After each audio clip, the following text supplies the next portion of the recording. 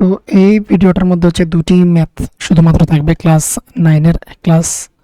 9 half yearly examination 2023 এর question set B এর ম্যাথমেটিক্সের 2020 যে হাফ ইয়ারলি গিয়েছিল ক্লাস 9 এর সেটার। তো এখানে অলরেডি আমি দুটি বিভাগ এবং গ বিভাগ এবং ঘ বিভাগ করে নিয়েছিলাম, কিন্তু লাস্ট দুটি হচ্ছে এখানে একটি সমস্যার কারণে ওখানে ভিডিওটার মধ্যে অ্যাড হয়নি, তাই এর জন্য এই দুটি ম্যাথ নিয়ে আলাদা করছি। আর ওমা নাম্বার নিয়ে পুরোপুরি আলাদা একটি ভিডিও আসবে, তোমরা নিশ্চয়ই দেখবে। তোমরা ফার্স্ট কমেন্টটা তোমরা চেক করতে পারো, সেখানে আমাদের লিঙ্ক পেয়ে যাবে বা আই বাটনের মধ্যে তোমরা ক্লিক করে পেয়ে যাবে। তো এখানে হচ্ছে দেখে নাও 35 নাম্বারের মধ্যে রয়েছে প্রদত্ত চিত্রে মানে এই চিত্র থেকে আমাদের কি কি বের করতে হবে দেখে নাও। বলা হয়েছে B C D E G H M L বিন্দুর স্থানাঙ্ক নির্ণয় করার জন্য। তো প্রথমে হচ্ছে বিটা দেখে নেব। বিটা হচ্ছে দেখে নাও মূল বিন্দু হচ্ছে এখানে মধ্যে ও থেকে আমরা এক্স ড্যাশের দিকে আসছি, মানে আমাদের বা দিকে আসছি। আমরা কত ঘর আসি? -5 ঘর পর্যন্ত। -5 থেকে আমরা চলে যাচ্ছি +2 এর দিকে। তার মানে প্রথম যে মানটা আমরা পেয়ে যাচ্ছি সেটা হচ্ছে প্রথমে হচ্ছে -5 পেয়ে যাচ্ছি। -5 কমা হচ্ছে আমরা উপর দিকে উঠছি, তো আমরা এখানে এই দিকে নাও, এখানে 2 রয়েছে। তার মানে আমাদের হচ্ছে -5 এবং 2। এবার যে সি বিন্দুটা রয়েছে এখানের মধ্যে দেখতে পাচ্ছ নিশ্চয়ই, নিচের দিকটায় এখানের মধ্যে দেখতে পাচ্ছ সি। এবার সি প্রথমে হচ্ছে এক্স এর দিকে এসেছে, মূল বিন্দু এখান থেকে হচ্ছে এই আসলো 5 এর দিকে, মানে +5। তার মানে আমরা পেয়ে গেলাম আমরা +5। +5 এর পর আমরা দেখতে পাচ্ছি নিচের দিকে নেমে গিয়েছে, মানে ওয়াই ড্যাশের দিকে নেমে গিয়ে সেটার ভ্যালু দাঁড়িয়েছে -5। তো এখানে হচ্ছে -5। এটা হচ্ছে সি বিন্দুর স্থানাঙ্ক। এবার হচ্ছে ডি বিন্দুর স্থানাঙ্ক। ডি বিন্দুটা রয়েছে এখানের মধ্যে দেখতে পাচ্ছি। প্রথমে মূল বিন্দু থেকে এসে গেলাম এখানে 6 এর মধ্যে, 6 এর থেকে আমরা উপর দিকে উঠে গেলাম, দেখতে পাচ্ছি এখানের মধ্যে 2। তার মানে প্রথমে হচ্ছে 6, তারপরে হচ্ছে 2। তারপর হচ্ছে ই বিন্দুর স্থানাঙ্ক। ই বিন্দু হচ্ছে এখানের মধ্যে,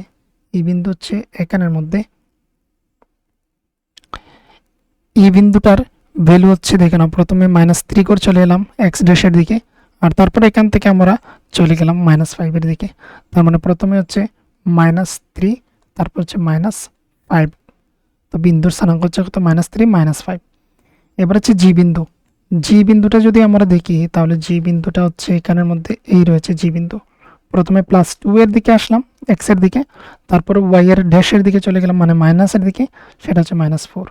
তার মানে প্রথমে হচ্ছে 2, তারপর হচ্ছে -4 এদিকে। তারপর হচ্ছে এইচটা রয়েছে কোথায়? এখানের মধ্যে এইচ দেখতে পাচ্ছি এখানে রয়েছে। প্রথমে আমরা চলে আসলাম এক্স ড্যাশের দিকে, তারপর আমরা চলে গেলাম নিচের দিকে, তো হচ্ছে এখানে আমরা পেলাম -3। তো প্রথমে হচ্ছে -5, তারপর হচ্ছে -3। প্রথমে হচ্ছে এক্স এর অক্ষটা গোনা হয়, প্রথম যে মানটা থাকে সেটা এক্স এর অক্ষ আমরা গুনবো, তারপর হচ্ছে আমরা ওয়াই এর দিকে যাব। এবার হচ্ছে এম বিন্দুটা হচ্ছে এখানে দেখতে পাচ্ছি। তো এটা হচ্ছে কি, মূল বিন্দু থেকে এক্স ড্যাশের দিকে এসেছে -3 পর্যন্ত, আর কোনো এখানে ওয়াই এর ভ্যালু নেই। তার মানে হচ্ছে এক্স এর ভ্যালু -3, ওয়াই এর ভ্যালু কোনো কিছু নেই, মানে 0। এবার হচ্ছে এল হচ্ছে এখানের মধ্যে দেখতে পাচ্ছি। তো এলটা হচ্ছে এক্স এর কোথাও যায়নি, মানে এক্সটা হচ্ছে আমাদের 0। ওয়াই এর দিকে চলে গিয়েছে 5 পর্যন্ত, তো হচ্ছে এটা 5। তো এখানে এটা কমপ্লিট বিন্দুগুলির স্থানাঙ্ক। এবার হচ্ছে আমরা এই 36 এর সমাধান করব, আর 36 হচ্ছে এই যে ভিডিও এটার মধ্যে লাস্ট কোয়েশ্চেন।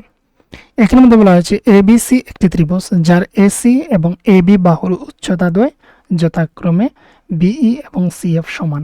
তার মানে এখানে এই যে বিই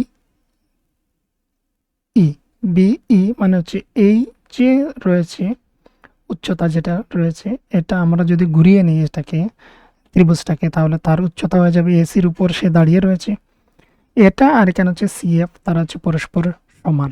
তাহলে প্রমাণ করতে হবে আমাদের যে এ বিই মানে হচ্ছে এই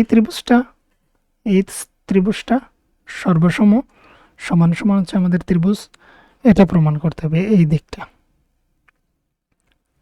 দিকটা প্রমাণ করতে হবে। যে এ সি এফ প্রমাণ করতে হবে। তাহলে প্রথমে এখানে লিখে নিতে হবে আমাকে, দেখে নাও এখানে যা যা দেওয়া রয়েছে ত্রিভুজ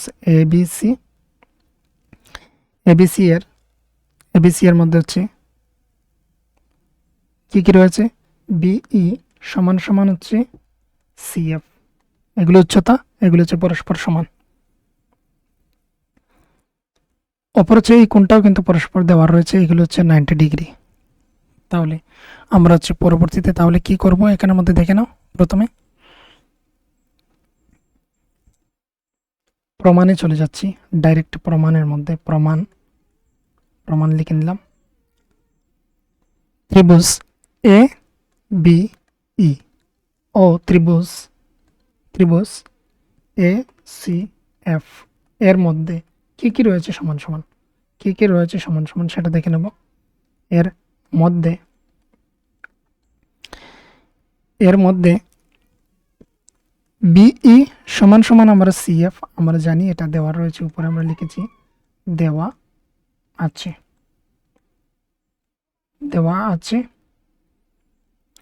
এবার হচ্ছে কোণ হচ্ছে সাধারণ কোণ কিভাবে সেটা হচ্ছে দেখে নাও। এটা তো আমাদের দেওয়া রয়েছে, আমরা পেয়ে গেলাম, এটা লিখে নিলাম।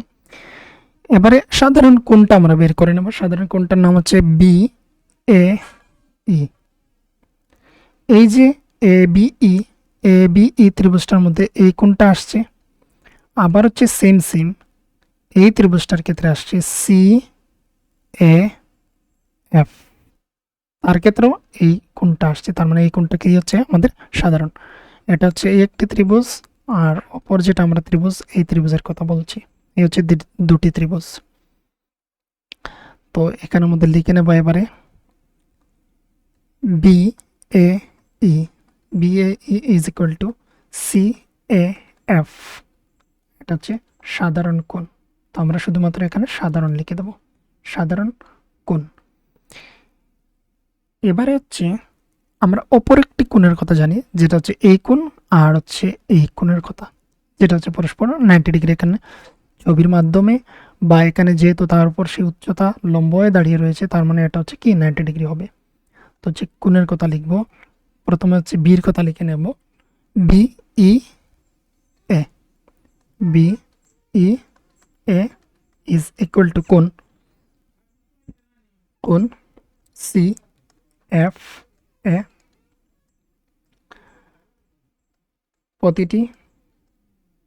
প্রতিটি কোণ বা পরস্পর 90 ডিগ্রি, প্রতিটি কোণ 90 ডিগ্রি।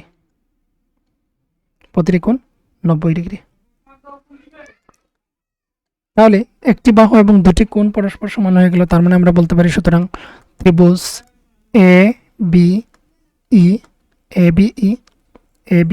এই যে উপরে লিখেছি এ বি ই এবং এ সি এফ পরস্পর সর্বসম, এ সি এফ পরস্পর সর্বসম, সেটা এ এস সূত্রানুসারে হয়েছে। সুতরাং অপর যেটা বলার ছিল তাদের এখানে একটি প্রমাণিত হয়ে গেল, এখানের মধ্যে নাম্বার এ প্রমাণিত হয়ে গেল। এবার হচ্ছে প্রমাণিত হবে এ বি সমান সমান এসি, এটা হচ্ছে সিপিসিটি দিয়ে প্রমাণিত হয়ে যাবে। A B